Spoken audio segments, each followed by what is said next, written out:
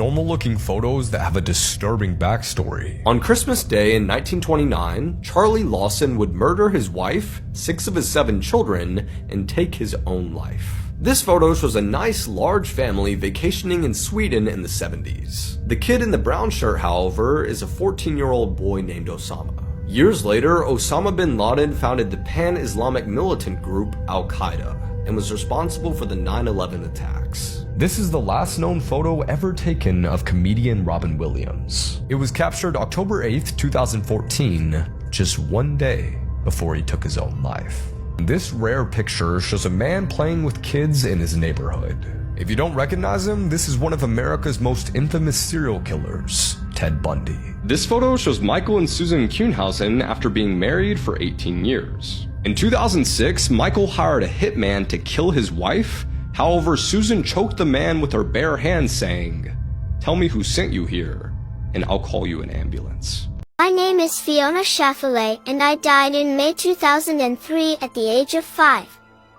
This is my story. My mother, Cecile Bergen, had an eventful childhood, but met my father, Nicholas Schaffelet, when they were 15 and 17 years old respectively. I was born in 2008 and became the big sister of a little student a few years later. However, my parents separated in March of 2012. This separation marks the beginning of my descent into hell. My mother is raped in 2002 and then meets Burkane McLoof, with whom she shares a train of Viatign by drugs essentially. This man is also described as brutal, perverse, and paranoid. The courts deny sole custody to my father, who is far from suspecting everything that is going on my side, although he begins to notice the bad influence of Burkane McLoof. The 12th of May 2003 was the day that unveiled Mondo visage to the whole of France, and my mother and her companion declared my kidnapping in a park in Clermont-Ferrand. The reality is, however, quite different. In fact, my mother and Burkane McLoof would encourage my crime 4 months later, shortly after the birth of their son and my half-brother, Bilal. I actually died as a result of numerous acts of abuse committed by my stepfather and the one who was supposed to protect me, my own mother. My sister also shows signs of abuse. The day before this terrible day of May 2003, I was taken by nausea and vomiting, and I succumbed to a trauma in the abdomen. The whole of France then discovered the horror of an infanticide. That of a little girl who had her whole life ahead of her. My mother and Burkane McLoof are definitively sentenced to 20 years of criminal imprisonment in 2020 following multiple trials and the birth of my mother's 4th child, whom she had with an ex-convict. My father is relieved by the decision, but his mourning cannot be done, because my body is still not found to this day. He was, however, able to obtain sole custody of my sister Eva, who still suffers greatly from my loss today. Curdling facts that you wish you never knew. In 2008, 3 Texas teenagers were arrested after they dug up a skeleton and used the skull as a bong. The police later found that the skull belonged to an 11-year-old boy. While uncommon, there have been many cases of people's intestines being sucked out by vacuum toilets on airplanes. So if you want to keep your rectum, be sure to stand up before you flush. Every single fig has had at least one wasp die inside of it. Nosebleeds can bleed out of your eye sockets, and it's possible to be allergic to your own blood. There's a rare phenomenon called a stone baby, where a fetus dies and doesn't get absorbed by the body. And people have been known to carry these fetuses for up to 40 years, completely unaware. There's a shack in Louisiana called the Devil's Toy Box, where people supposedly lose their minds after spending any amount of time there. In the 18th century, you could bring your cat or dog to the London Zoo and actually pay your admission by feeding it to the lions. Spider rain, yes, you heard me right, is a real and naturally occurring phenomenon.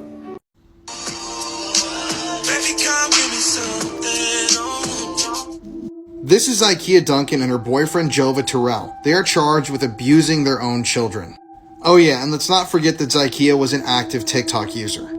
So on TikTok, Zykia wanted to seem as normal as possible. She was always posting videos of her children, posting videos of her life. And if you watched her TikToks, it really did seem like she had a happy family. I mean, check out this video of her and her kids dancing. Obviously, this isn't the original music, but they do seem like a happy family. Well, in October of 2022, Zykia's two 15-year-old twins were captured on a neighbor's surveillance camera banging on their door asking for help.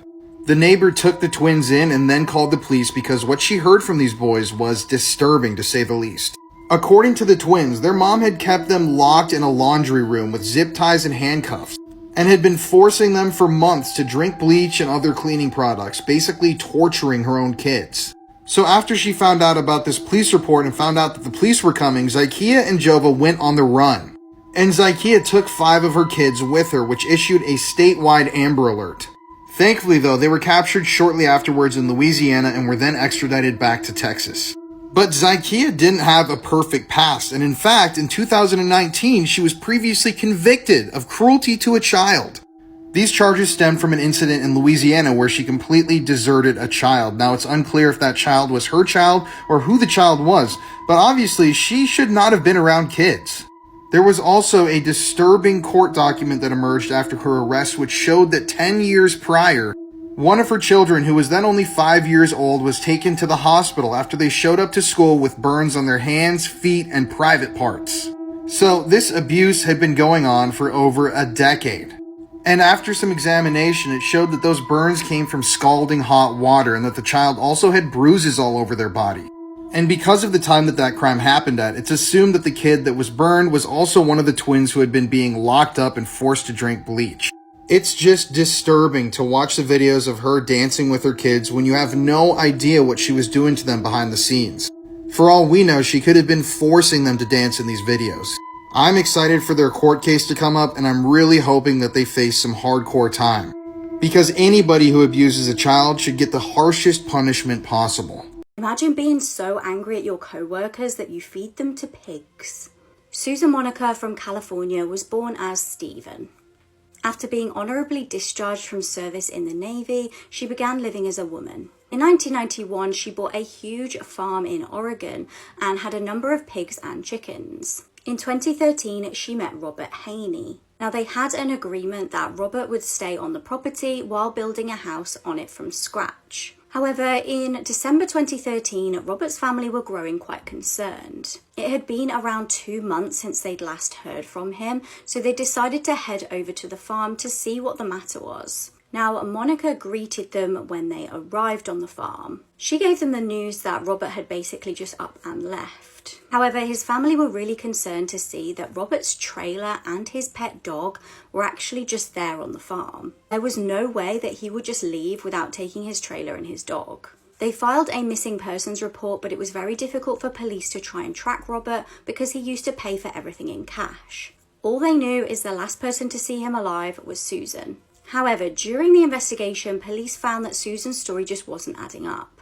She told them a specific date that he'd apparently left the property. However, this didn't match with one transaction that the police were able to trace. He'd used the electronic benefits transfer card that he had at a nearby Walmart months after Susan claimed that he'd left the area. Police decided to search the property and made a hideous discovery. On the property, they found what they believed to be a severed human leg. When Susan was questioned, she changed her story again. She said that one day she'd randomly just found her pigs in a feeding frenzy. When she looked, she found out that they were eating Robert. She claimed that she shot him to put him out of his misery. However, when they questioned her further, she ended up eventually admitting that there was another body on her property. On the map of the farm, she drew an X and stated that that's where they would find Steve. Steve Delacino was a former employee of Susan's. He'd actually started working for her a year prior to Robert. According to Susan, one day she'd confronted Steve for stealing 2 of her guns. They ended up in a physical fight, and apparently one of the guns went off and shot him. Now, neither of Susan's stories actually made sense. They didn't explain why both of the bodies were actually found hacked to pieces. She also kept changing her stories, and neither of them matched with the forensic evidence found at the scene. Steve had also actually suffered 4 gunshot wounds to the head, not 1. Susan was eventually sentenced to a life in prison with the possibility of parole after a minimum of 50 years. I want you guys to respond to this TikTok with your best ghost story. Stitch this video. I want to hear from you guys. Have you lived in a haunted house? Did you work at a haunted place? Did you visit a place that's super spooky and you had a story to share? First though, I'll tell you mine. So when I was younger, my family built a brand new house in South Dakota where I'm from. And when we moved into the house on the very first day, my sister saw something. Well, she didn't really see something. She heard something. She heard men talking in our kitchen, and she was home alone at the time. So obviously that was the first day that we moved into our house, and that was really weird. We all just thought, I don't know, maybe she was hearing things. But then everything else started to happen. So I kept seeing these shadow figures that were wearing hats in my bedroom. Our TVs would turn on at random times in the night. We also had our security system go off so many times when we were dead asleep. The front door would be open sometimes and no one would be in or outside of the house. There was also one particularly spooky moment when I thought I heard my mom's voice in the kitchen, so I said something to her. She responded back, "I'm coming!" And literally, this still gives me chills. I was in my bed at the time, and she came down the hall, or what I thought was her, and then I heard something get on all fours and crawl around my bed, like shuffle around my bed. And when I turned my light on in the room, I was like, "Mom, what the hell are you doing?" Nobody was there. So my parents really didn't believe my sister and I. We were both having experiences, but then they started to have these freaky experiences too. And my dad at one point heard somebody run across our entire kitchen right up to his bedroom door. It scared him so bad that he had to go grab a gun from his closet, and he checked the house for intruders. No one was there. And keep in mind, when that happened to him, he was home alone. So we eventually had a team of psychics come in to cleanse the house. My family did some research on the property that our house was built on at the courthouse in Sioux Falls. Turns out that on the land, there was actually a family that lived there in the 1800s back in the settler days. And the mother and daughter had death and burial records, but the father and son in the family didn't have either. So the historians told us they're probably buried somewhere in the area, as there was no real city cemetery back then. This was really freaky because right when we went to the psychics the first time, she told me that she felt there were two angry male energies there in the home with us. This was before we even found out this history. So they came and did a cleansing of the house. We had some crazy stuff happen afterwards. And up until the point when we moved out, the paranormal activity continued. Whatever was in there was really, really strong. And I had a lot of friends, best friends, that would not even spend the night at my house because they had had so many experiences. So yeah, that's a whole thing. I made a whole documentary about it. I even investigated the house the night before we moved out when everything was packed up. That's on my YouTube channel now. But I would like to hear your ghost story heading into the spooky season. So yeah, stitch this TikTok, duet it, whatever that is, and let me hear. Not watch this video if you are alone. My name is Agnès Dupont de Ligonnès, and I was found dead under the terrace of my house with my children in 2011, at the age of 48. This is my story. I was born on November 9, 1962, in Neuilly-sur-Seine. Coming from a family of architects and lawyers, I grew up in Versailles, where I met Xavier Dupont de Ligonnès in the early 80s. He came from an old French noble family but was quite a partygoer. However, Xavier decided to leave for the United States. He took the breakup really hard, but I met another man, and we had a son named Arthur in 1990. However, he didn't accept the child as his own. Xavier came back to me shortly after, and we got married, with him eventually adopting Arthur. We then had 3 more children born between 1992 and 1997, Thomas, Anne, and Benoit. In the early 2000s, we decided to settle in Nantes. I worked as an assistant in a Catholic school and also taught catechism. Xavier worked as a sales representative and was often away. Our relationship faced difficulties, mainly due to Xavier's numerous professional failures that left our family in debt, including the squandering of my inheritance. It was also unfaithful, but I stayed out of love and found solace in my strong religious beliefs. I accepted many things, including being part of a love triangle with one of Xavier's friends. He lacked tenderness within my marriage, but I decided to take action and filed a complaint against Xavier in 2005 after he committed viol act against one of our sons. He also started to fear his behavior. We experienced several separations, and Xavier feared a divorce request from me, especially after discovering my relationship with his best friend. A divorce would have worsened his financial situation. My life and the lives of my children took a tragic turn on April 21, 2011, when our bodies were discovered under the terrace of our house, along with those of our dogs. We had been killed weeks before, each with 2 gunshot wounds to the head. Xavier quickly became the main suspect, although he had vanished. Prior to our murders, the lease of our house had been terminated, and our bank accounts closed. To explain our family's absence, Xavier had written a letter claiming that we had to move to the United States and change our identities after he had secretly worked for the DEA. Of course, all of this was false. A year before the tragedy, my husband had also confided in 2 friends about his intention to commit suicide, either alone or as a collective act. Today, Xavier remains unfound, and several theories exist, including suicide or a change of identity. The investigation, which has been ongoing since 2011, has resulted in over 900 leads, all of which turned out to be false. Xavier Dupont de Ligonnès is presumed innocent until proven guilty by the relevant authorities. This case will make you terrified to go back to school. This is the haunting case of the back-to-school killer. On the 17th of October 2009, students in Fairfax, Virginia were really excited to go and see their favourite band in concert, Metallica. 20-year-old Morgan Harrington was one of them. Morgan and her friends all went to the concert together, but during one of the opening band's performances, at around 8 p.m, she left to go to the toilet. When she failed to return, her friends got really worried. They managed to ring Morgan, who told them that she'd accidentally ended up outside of the venue and security wouldn't let her back in. She reassured her friends that she would probably just try and get a lift home, and the concert went on. After the show, it was clear that nobody knew where Morgan was or could get hold of her, so they reported her missing. Police started hunting for her, and then they made a terrifying discovery. Her mobile phone was found in a nearby car park and the battery had been removed. This was obviously a huge red flag. Witnesses reported seeing Morgan that evening by a nearby taxi rank looking quite drunk. The band Metallica even helped out and did a video appeal for help from the public. Another worrying discovery was made in November when people found Morgan's t-shirt in bushes near the campus.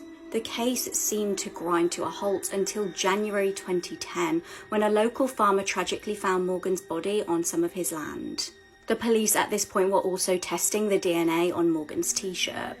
This showed that the DNA from an unknown person on the t-shirt was a match to somebody who had attacked somebody in Fairfax in 2005. However, police still didn't know who that person was, and Morgan's case went cold. That was until another hideous crime. In the early hours of September the 13th, 2014, 18-year-old Hannah Graham was lost in Charlottesville. She was a sophomore at the University of Virginia. She texted her friend to try and get some help after getting lost after attending an off-campus party. Similar to Morgan's case, when Hannah failed to turn up to class, she was reported missing. Luckily, Hannah was captured by quite a lot of CCTV. Horrifyingly though, in one of the pieces of footage, you can clearly see a man start to follow her. He was a very tall man with either braids or dreadlocks. Women around the same area that evening also reported seeing this man acting inappropriately with women. Earlier in the evening, he'd been asked to leave a bar because of this, and then the women noticed that this same man had his arm around the girl that we now know is Hannah. These girls decided to follow the pair as they just had a gut feeling that something was wrong. They actually tried to intervene and tell the man to back off from the drunk student, but he was quite intimidating. He actually ended up taking Hannah to another bar and buying her drinks. Later, other witnesses said that they saw Hannah buy an orange car, apparently telling the driver that she was not going to get in the car. That was the last time she was seen alive.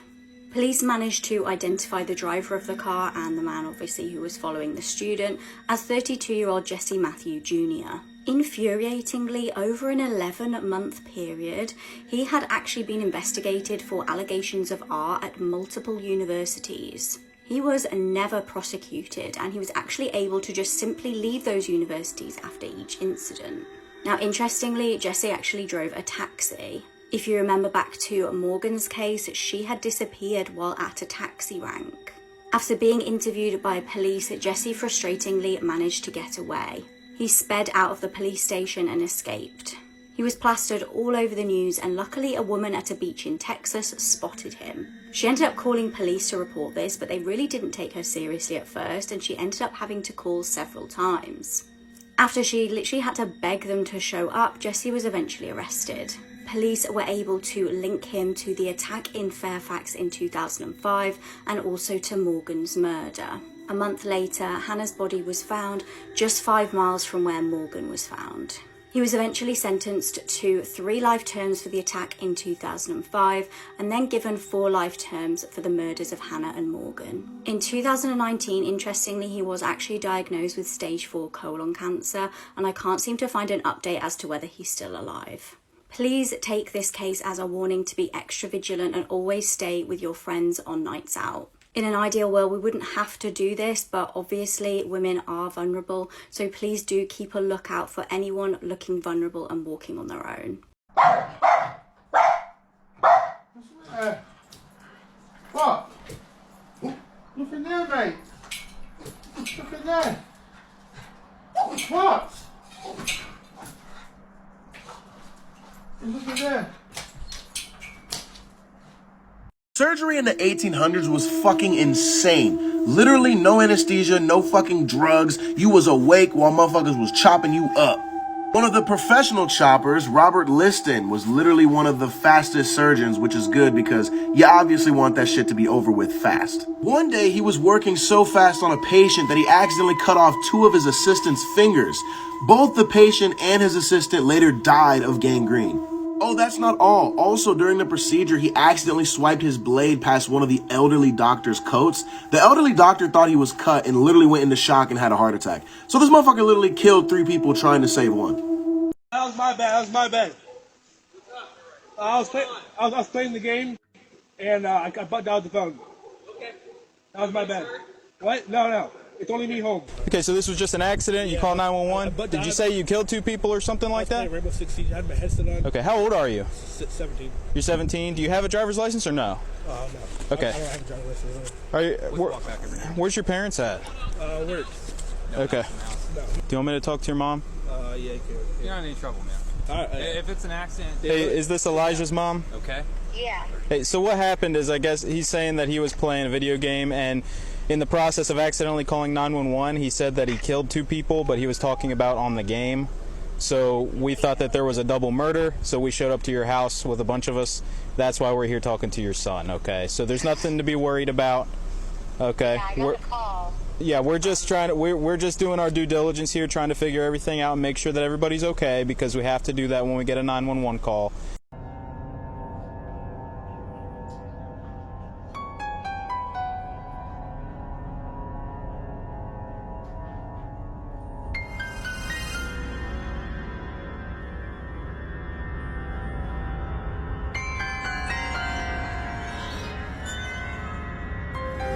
This guy is one of the most awful serial killers there has ever been, and I feel like he's never talked about. In my opinion, this guy's worse than Ted Bundy, Jeffrey Dahmer. Hi Meg, I talk about your crime. Let's get into the story of The Butcher, the worst serial killer Canada has ever seen. Robert Pickton was born October 24th, 1949, in British Columbia, Canada. Robert had quite a bad upbringing. His dad was very abusive. He actually grew up on a pig farm. From a really young age, him and his brother had to work countless hours on this pig farm, and then they were forced to go straight to school without taking a shower or anything. Because he was showing up to school unwashed, Robert started getting bullied, and they gave him the nickname Stinky Piggy. As Robert grew older, he was said to be very quiet, but he apparently sometimes had these weird bursts of bizarre behavior. These bursts would come out of nowhere and he would just start acting really strange. In 1996, Robert's brother opened up a kind of charity thing. The charity was started to try to make more money for their pig farm. It was called the Piggy Palace Good Times Society. And what they would do is they would hold huge parties and raves to try and raise money. And I'm not joking when I say huge parties and raves. 17,000 people were said to have shown up at one point. 17,000 people at once. Sex workers and biker gangs would join these parties as well, but for Robert, it all started going downhill in 1997. when he attempted to murder a girl. I don't usually do this in these videos, but a lot of you ask what blush I use, and this is the blush I use. It's usually £10 on the TikTok shop, but it's on for $5 right now. So if you click right here, you can get it. I just ordered kind of a peachy version of this. I'm not being paid to talk about this. I just saw they were on offer, and you guys ask about these all the time. So get your hands on them for cheap while you can. So Robert attempts to murder a woman for the first time that we know of. According to her statement, he attempted to handcuff her, and then he started stabbing her multiple times before she managed to get away. This should have been the thing that got him on police radar, but he was able to get the charges dropped because the woman he attacked was on a lot of drugs at the time, and Robert used that to come up with a story. He told police, like, she was hitchhiking, I was just trying to help her, and she attacked me. And they believed him because she was on drugs. And unfortunately, for the next 60 women he would kill, he was let go. And he was able to come up with a strategy that wouldn't get him caught next time. He developed a plan and started killing a bunch of women. And Robert was really, really good at staying under the radar. Now, what did he do exactly? Let me tell you. Because it's disturbing. First of all, he always went for hitchhikers, addicts, or prostitutes. And what he would do is he would promise them money, drugs, accommodation, anything to get them back to his farm. Once he got them back, he would then shoot or strangle them to death. And this next part is why he was given the name the Butcher. He would take the victims' bodies, chop them up, and feed them to his pigs. Now, if you're not aware of this already, pigs will literally eat anything, everything. So the evidence was just, bye. They were getting rid of the evidence for him. All of a sudden, there is an increase in missing women in the area. But sadly, because he only went after sex workers or addicts or hitchhikers, no one cared. And this always makes me so mad with cases like these. Like, they're still human beings, but no bodies were showing up, so there was no crime, no body, no crime. But as the numbers started rising, people were kind of getting a bit worried. A group of people that weren't the police actually got a list together of all of the names of these young women who were missing. They brought that to the police and were like, do you see now? And that's when the investigation actually began into finding out what happened to these girls. And all of these girls had one person in common: Robert Pickton. He was the only person whose name continuously came up when they were looking for these girls. Police needed a way to get onto the farm with a warrant without him knowing about it and hiding all the evidence first. And so they heard that he had possession of an illegal firearm. And so they used that as the cover-up to get onto his property. On the property, they found multiple items that belonged to these missing women, along with some blood-stained clothing and tiny bone fragments. Now, things aren't looking too good for Robert, but because the pigs had eaten all the evidence, basically all of it, they were only able to charge him with the murder of 6 women. And so he got 6 counts of murder. When he got arrested, he actually said that he killed 49 women and that he was sad that he didn't get to round up to 50. What the hell, Robert? What does he want the police officer to say, like, oh, I feel so bad for you? No! He was arrested in 2002, and this trial was huge. Of course, he was sentenced to life in prison with no possibility of parole. But guys, that's not the worst part of this story, because I'm getting to that now. One element of the story that I kept out until now is that Robert sold the meat of his pigs to people who lived around the area. These pigs, who ate the remains of 60 women, were sold to his neighbors. When I say neighbors, I just mean people who live in the area. So like secondhand cannibalism. I could never eat pig again if that was me. So yeah, they were pretty disturbed and freaked out by this information, which is totally understandable and just totally disgusting. After a huge search of his property, police now believe that the number of women Robert killed was in the 60s. 60 women. 60 mother, daughters, wives. It's insane. It really annoys me with cases like these. I know it was like in 2002 and things have changed, but have they? I find that a lot of cases like these that I cover always start with, oh, all these women were going missing, but they were sex workers, but they were drug addicts, who cares? And it's like, it's insane to me that like they're not seen as equals to any other woman walking on the street, but whatever. Hopefully that changes. And for those wondering, I have actually covered this story before, but the quality of the video was so bad that I couldn't keep it up anymore. Like, it really bothered me to watch back, so I thought I would remake it in a higher quality way. I hope you guys enjoyed it regardless, and have a wonderful day. My heart goes out to every single one of the victims, their families, and people who cared about them, and I hope Robert rots in jail. Anyways, this is not a good representation of Canadians. We're actually really nice people. I'll see you all in the next video. Love you guys. Bye!